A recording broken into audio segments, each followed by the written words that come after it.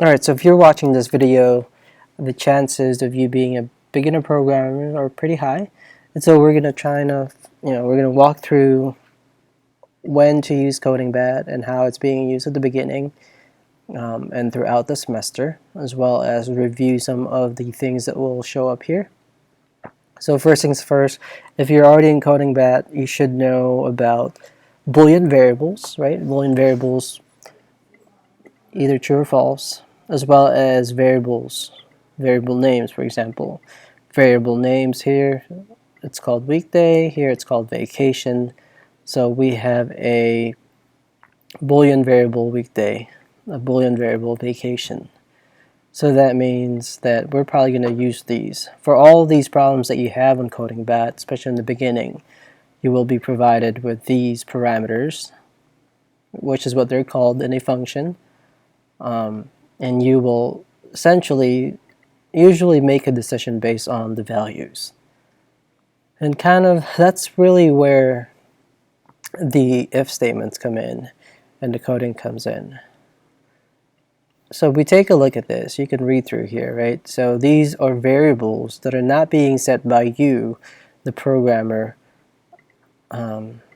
at least not in CodingBat itself. So somebody else, something else will be setting the values of these. You don't know what they will be. They could be true, true, they could be false, true. Whatever the case is, you just need to know that you need to write the body of the program that accomplishes this. And so let's see if we can turn this English definition into code. So we need to sleep in. Whenever we have to sleep in, we have to return true. And so right here, if it is not a weekday. So whenever it's a weekend, if weekday equals false. Remember that the basic structure of an if statement is the keyword if followed by the condition. When the condition is met, the body of the if statement, which is everything inside these two curly brackets, will run.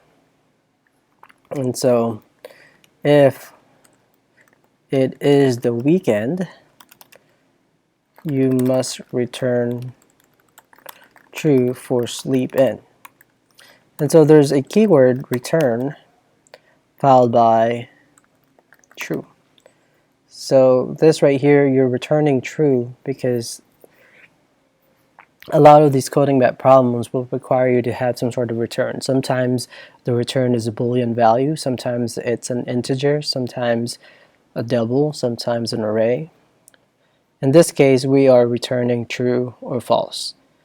So the first part of the condition here has been met. Can we add another condition? What about the fact that we could possibly be on vacation?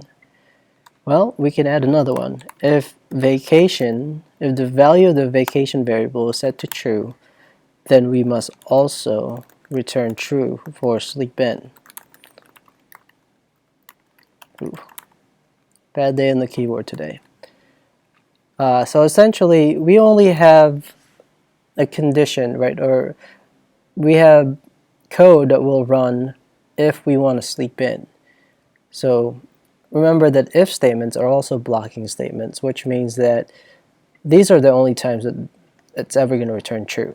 All the other times, we're going to return false.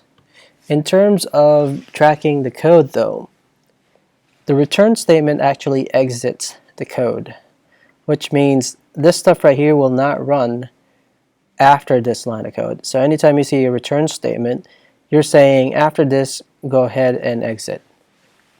At least exit out of this method.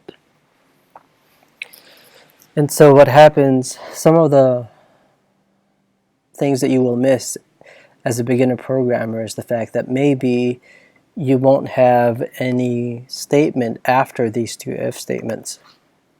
Essentially, this program, right, the body of the code has to return true or false, no matter what. Now, what happens if neither of these conditions are met? Well, nothing. We don't have anything down here that says do this if these conditions are not met.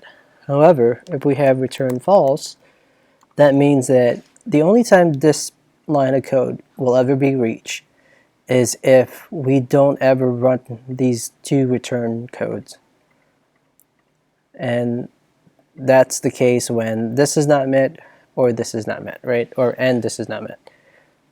So we got to make sure we have some sort of, you can call it a default behavior for when you don't return true.